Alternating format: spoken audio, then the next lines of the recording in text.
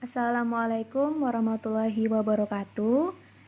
Di sini kami yang beranggotakan Leli Suryana, M. Nur Iksan, Bismi Arpedi, Apriani Ladita, Hana Puspitasari, dan Meliani Putri akan mempresentasikan karya tulis kami yang berjudul Keterbukaan Etnis Pribumi terhadap Keberadaan Etnis Tionghoa di Kota Duri. Untuk lebih jelasnya, simak video berikut.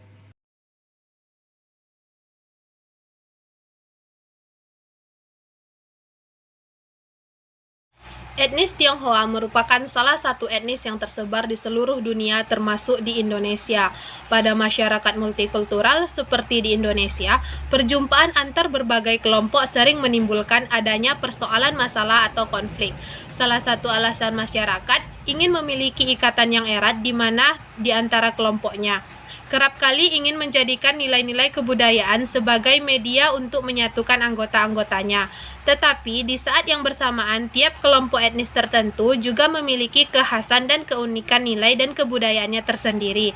Dalam keadaan seperti ini, seringkali dijumpai antar berbagai kelompok tersebut, selalu menghasilkan respon yang baik dalam bentuk negosiasi, menyepakati, menerima ataupun menolak dengan syarat tertentu dan tanpa syarat, seperti dalam hubungan antar kelompok mayoritas dan minoritas. Juga berlaku hukum yang sama di antara keduanya, melahirkan adanya respon penerimaan, penolakan, menerima sebagian, adaptasi, atau menerima dengan syarat. Kelompok mayoritas misalnya bisa menerima bagian tertentu dari kelompok minoritas, tetapi menolak sebagian dari identitas lainnya. Baiklah, selanjutnya itu, dalam hal ini, pasca perubahan politik dalam negeri Tiongkok pada abad ke-12, ribuan orang Tionghoa yang bermigrasi ke Tiongkok tiba di pantai-pantai Nusantara, kemudian menetap dan berinteraksi dengan penduduk asli.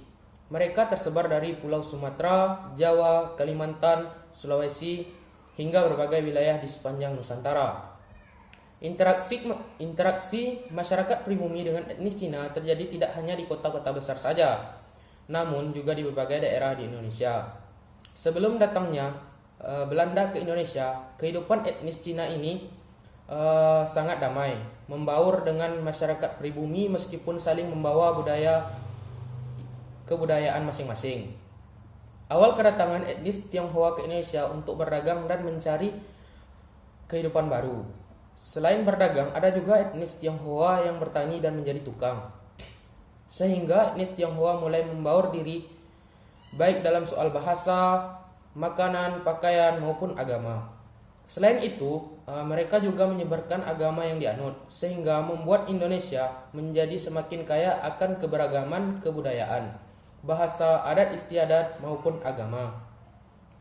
Namun di balik banyaknya keberagaman yang dimiliki Indonesia, tentunya rentan terhadap konflik seperti perbedaan kebudayaan. Setelah kedatangan Belanda, hubungan etnis Tionghoa dengan masyarakat pribumi mulai merenggang. Disebabkan Belanda berpendapat bahwa hubungan harmonis antara etnis Tionghoa dengan masyarakat pribumi dapat membahayakan eksistensi Belanda untuk menguasai bumi Nusantara.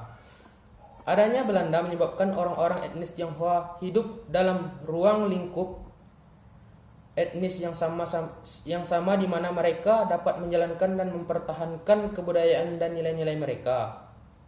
Seiring berjalannya waktu, masyarakat etnis Tionghoa mengalami pengucilan sejak zaman kolonial Belanda.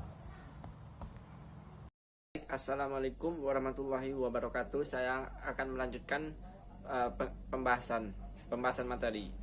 Hal lain yang sulit dihindari seperti adanya perbedaan yang sangat mencolok, dimulai perbedaan warna kulit, bahkan bahasa mereka yang digunakan sehari-hari.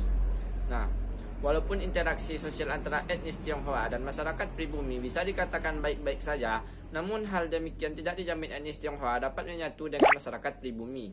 Etnis Tionghoa dalam kehidupan sehari-hari bergaul dengan masyarakat pribumi. Mereka jarang mengidentifikasi dirinya sebagai pribumi, tetapi dalam hal berinteraksi dengan masyarakat pribumi Duri, mereka diterima dengan baik. Dalam hal ekonomi, pada etnis Tionghoa sangat kuat dalam hal mengumpulkan harta kekayaan yang melimpah hingga kurang memperhatikan masyarakat sekitar. Hal ini menjadi salah satu sikap yang membuat masyarakat pribumi enggan untuk berbaur dengan mereka. Dalam hal positifnya, Dengan masuknya etnis Tionghoa dalam bidang ekonomi dapat membuat interaksi komunikasi antara etnis Tionghoa dengan masyarakat pribumi karena saling membutuhkan. Di sisi lainnya, hal ini tentunya dapat mendorong keduanya untuk menjalin hubungan yang baik karena etnis Tionghoa sebagai pedagang sedangkan masyarakat pribumi sebagai pelanggannya.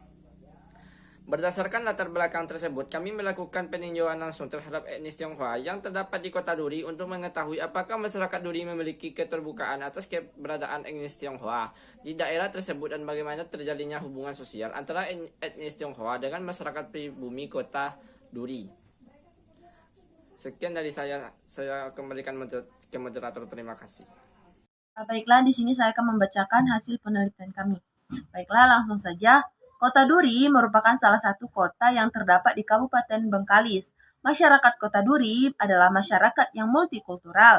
Hal ini dikarenakan banyaknya suku-suku yang mendiami kota ini. Beberapa suku tersebut seperti suku Jawa, Melayu, Minang, Batak, hingga etnis Tionghoa.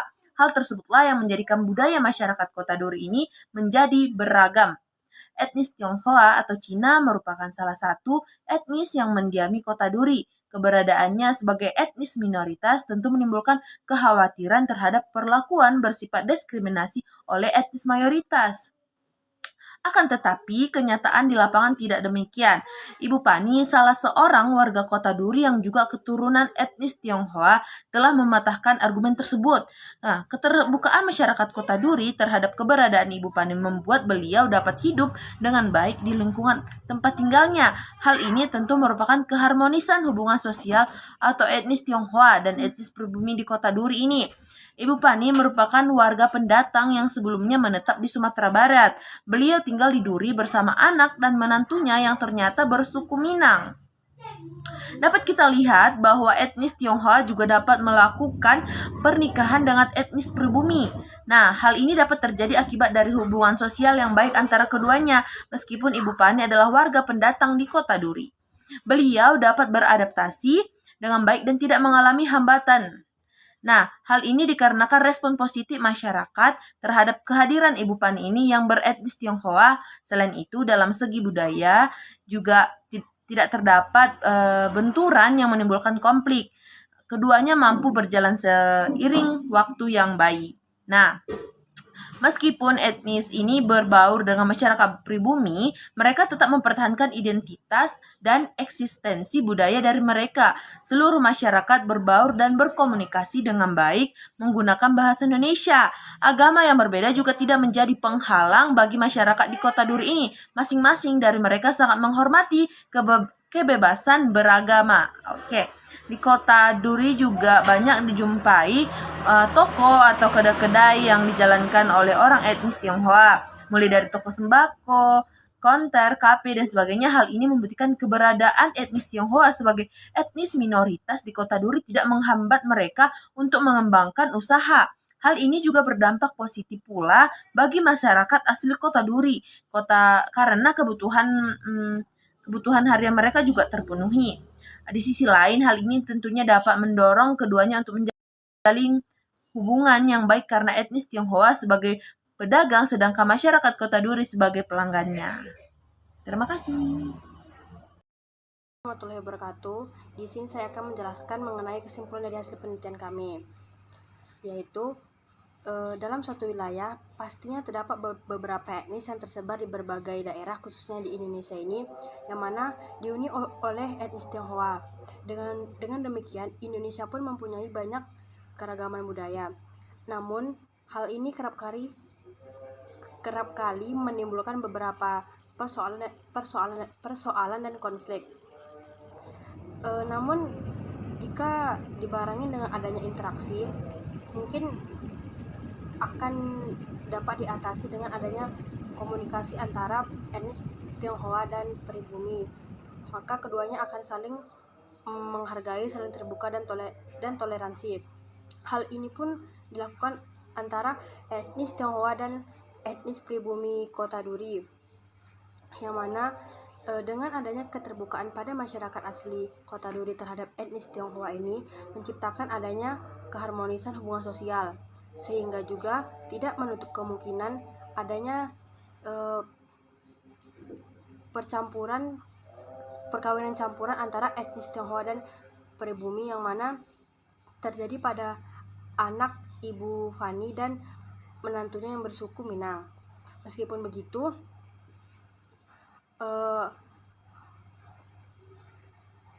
terdapat beberapa konflik mungkin di beberapa daerah.